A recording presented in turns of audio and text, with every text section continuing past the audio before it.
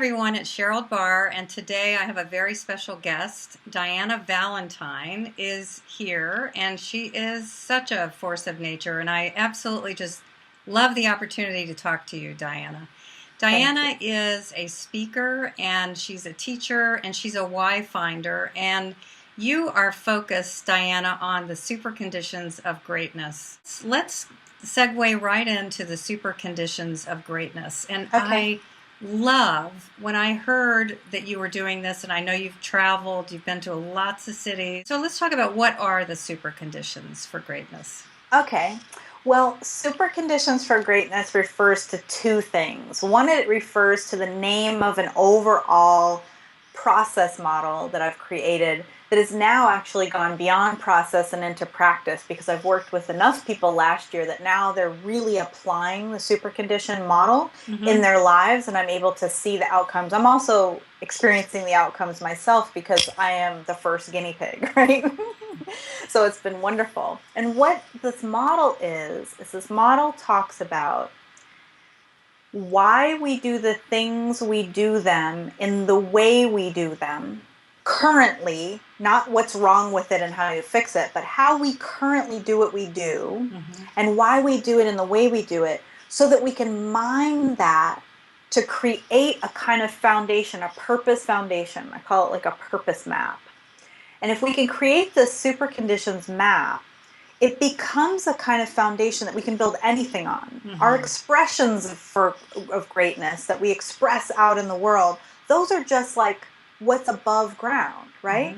The underneath ground are why we do what we do, how we do it, and who we are when we do it. So if you can curate those, then what we end up doing is sort of miraculous, because there's all that resonance and all that high vibration understanding of ourselves and mining the resources we have at hand to do better external work. So essentially, super conditions for greatness is a model that you can play within to discover what your own super conditions are, which are why you do things. Discover your process for applying those to what you do, which is how you do it.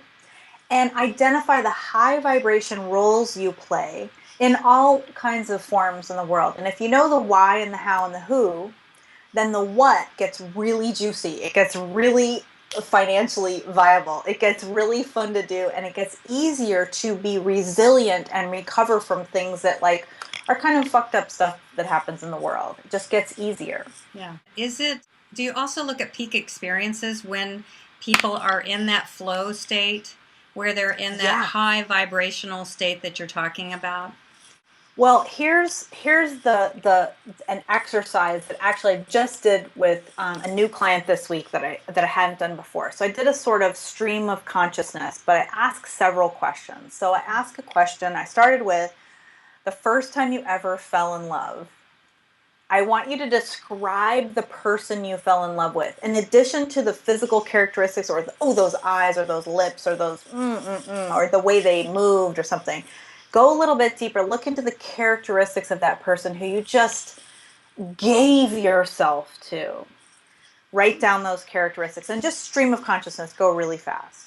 Then I want you to think about your first ever job. Very first job you ever had. I don't care if it's newspapering, babysitting, whatever. I want to know what made you take the job. In addition to money, what made you stay in the job? What were the parts of the job that really fed you, that were exciting to you? Was it sort of the first time you ever did customer service? Was it the first time you ever made your own money? Was it the independence of that? Was it the challenge? Write that down, sort of stream of consciousness. And then I want you to talk about the time in your life where you felt that you were truly, without any question, 100% you. So my 100% Dyana moment, one of those moments was working on a farm with horses. I rode horses and I cleaned out stalls and stuff. And there were some things I really liked about it. So I want you to write down why you were particularly good at, not why the job was good for you, but why you were good in that space. I was good in that space because I was so devoted. I was devoted to these horses being healthy and well taken care of, and I understood the gifts that I was giving back, and I could celebrate those gifts. I also felt like that was a time when I really could receive. Like, I was like, yeah, I earned that. I really earned it. So it was devotion and a sense of like truly earning it. And there was mutuality. I was available for mutuality. So you just write those words down. So madly, madly in love. What did you love about the person? The sort of experience when you were really at your heart's desire, like in a really good place. First love, first job, and 100% you. And all you're doing is writing down word descriptions. Yes. And then you're just going to imagine that the questions go away. You don't have to write down the questions. Then I want you to look at that grouping of words. And I want you to just play with them. Put some next to each other. So put like mutuality next to like free expression. Put mutuality next to power. The power of mutuality. Look at those little phrases that come and see if something really just knocks you in the forehead for an explanation for why you do things the way you do them. Wow. So we're not just looking for reasons like to make money and to build a house, to be successful, to be a woman.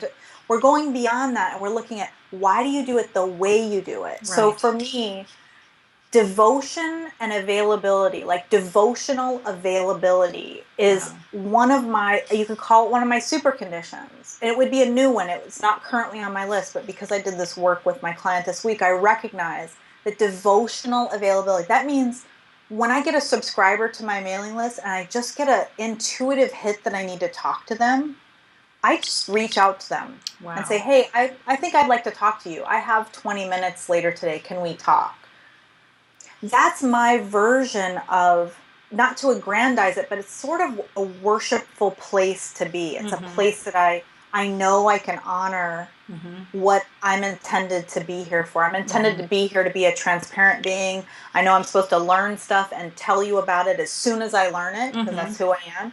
And I know that it has a devotional quality because I'm truly interested in you being whole and you being juicy and you really rising to your own occasions and being resilient in the occasions when you cannot rise, being true to yourself in those moments too. So that's kind of a little snapshot exercise. I love that. Just for you. I love that. I know you see this, and this is why what you're doing is so powerful, is helping us have this, as you say, vocabulary to describe ourselves in a new way.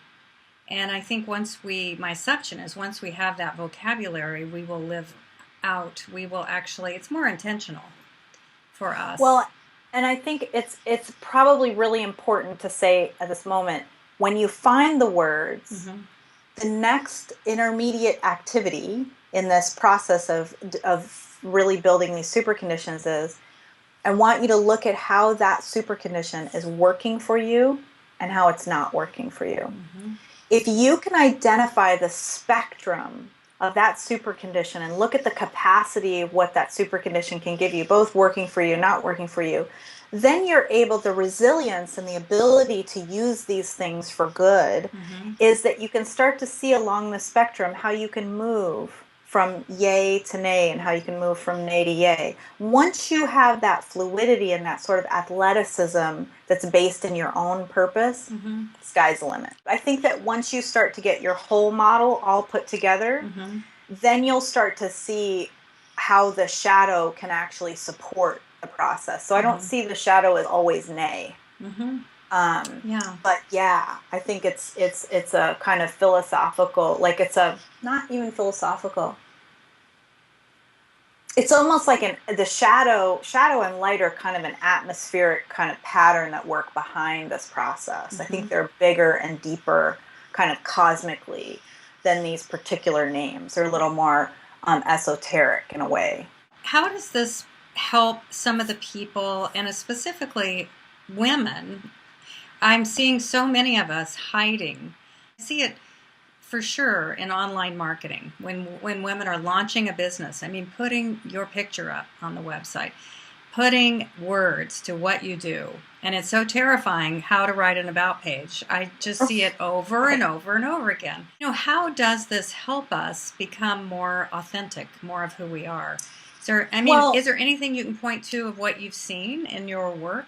Traveling you're authentic. You can't be anybody but who you are. Yeah. Right?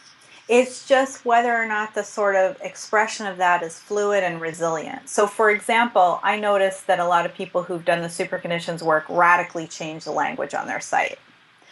I also noticed that they've changed their contracts. So I changed my contract. My contract with clients is now called a mutual satisfaction agreement. Oh, I love that. Right? I Instead love of that. like, it Right. was a totally different thing when it was like legalese and it was agreement, project agreement. And it was like, and it wasn't really about us. It was about like the logistical energetic exchange that also looks like money and time, and it was really very distant from how I like to work. Right. So a mutual satisfaction agreement implies that we are signing this with the intention of being satisfied. Wow. Yeah, I love that. So that changed it. So some logistics change, Yeah. right? Right. So I now have my phone number front and center, and I say, email me, I want to talk to you. Wow. I had an application for a while, and I may go back to an application, but really I have a questionnaire that's not an application, that's not a proof to me that your project is interesting. I have a questionnaire that I send after the person has said yes, and I've said yes, and we've agreed, and here's the payment, and you go and pay, and then you go back and you talk about what we're really going to talk about. So that there's no requirement of, I've set the bar here, so you need to prove yourself as a champion before I'll take. It's because it really wasn't me. And it's not what I'm interested in. So processes change, logistics and process change. But what I've noticed mostly is that people feel confident to have conversations they otherwise couldn't have. Oh, that's great. To come out of hiding. Yes. To give yourself permission to be bold in exactly who you are, as opposed to being bold in someone else's model or following somebody else's, here's how you get brave. You cold call the person and here's the script. Right. Well, that may or may not serve you. If it serves you, keep doing it. But if you feel scratchy at every turn of what you're doing, and I don't mean just challenged or pushed, but I mean really scratchy and like you're pretending to be someone else. Yeah. Or you're choosing somebody else's color scheme because it's pretty, but it doesn't necessarily reflect you. Right. Then you have a little bit of a scratch. The other thing that's super advanced in super conditions is that what we do is we identify and define what your particular creative cycle is. So how you actually make happen what you make happen. How does it work logistically? And once you know what your natural vibration is, you can then customize that. You can customize it to collaborative projects. You can customize it to, one of my clients is using it to sort of look at the way she travels and how she prepares to travel and then how she completes her travel. So that natural creative cycle, that to me is really where a lot of juice is. Because if you're trying to do something the way someone else is doing, you're definitely hiding out. You may not think you're hiding out because look, I've got a website. But if it's not in the rhythm of your own natural creative cycle, and they're all different, don't think that the beginning, middle, and end of a project should be the same and you should just buckle down and do it for 15 minutes a day and it'll get done. It doesn't work that way for much of us. I work gas and matches, man. I'm either on or off. And you can't make me do it for 20 minutes a day, god damn it. Oh, I know. It's really, I think we all have our own work rhythms and you're right. When we're on and then you can't really, it's like pushing a boulder uphill if we're off and we're trying to get it done. Yeah. Yeah, and you can't build a structure around that that's sustainable.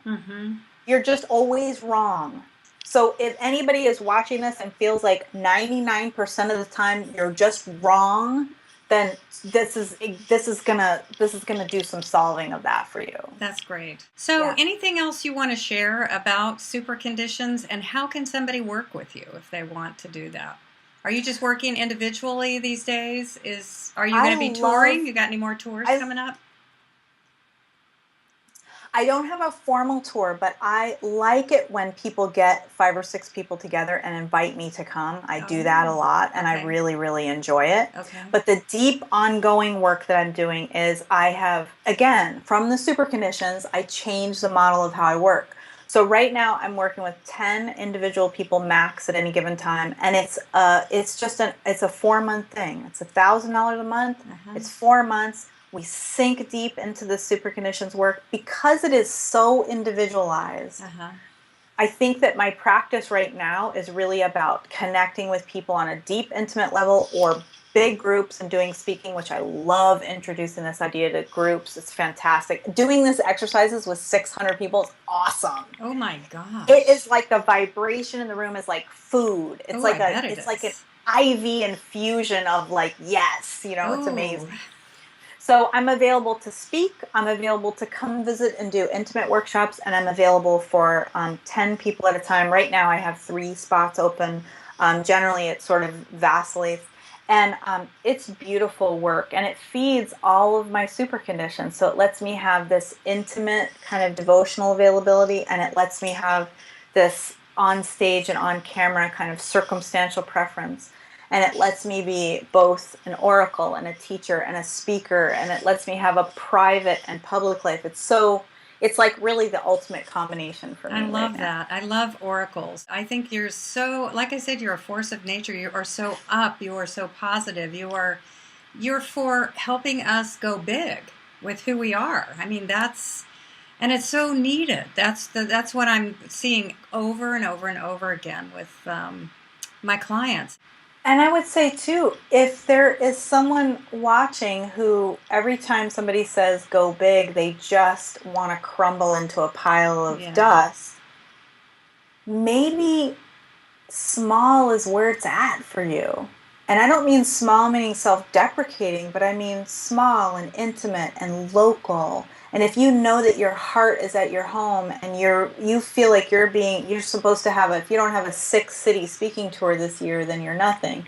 I think that's bullshit. We need Yeah. you to come home too. Actually, you know what? I am working with a client right now who is, and my son and my husband are introverts. And it's true. Thanks for saying this because everybody does it in their own way. It's even coming forward with your art, and this person is a true artist, is a big deal to come forward on the web and Yeah. to, be courageous, to be vulnerable and put yourself Yes. out there because when you're making art, that is your soul. That is who you really, it's your self expression. And I hadn't thought about that, but that is really, everybody does it in their own way. I But think, those are beautiful qualifiers for big. Those are beautiful alternative language for big because what you really mean is present. What you really yes, mean is honest. What you really mean yes, is being true to what you wants to be. And that's yes. different, That's great. I like those words. You have good Yeah. words. And well, something, and a part of this manifesto that I'm writing was about my own experiences and how I learned early at age 5 not to show up on my first onstage experience. And all of these things. And then we start backpedaling who we are until we can see. We have this awareness of we're not playing full out, we're not being Yeah. ourselves. It's not So, safe or it's not safe. right. Like, I'm not So, going to tell you to go play big if every time you go big you get bonked on the nose. Why would I tell you that? right, exactly. It's taking your tiny steps to be where you are, and it's all okay because where you are Yeah. is perfectly perfect. It's the right place. So thank you so much for sharing all your super conditions and all the information with us here today. I'm just honored to have you as a guest. My pleasure. Thank you so much. And I remain devotionally available. So write me an email, give me a call. I would love to talk to you and your people about super conditions. And I'm so honored to be able to be here. Thanks. So Diana is available, and I will put all your contact information in there Thank you. because we love it, and I Perfect. just appreciate it. So thank you again.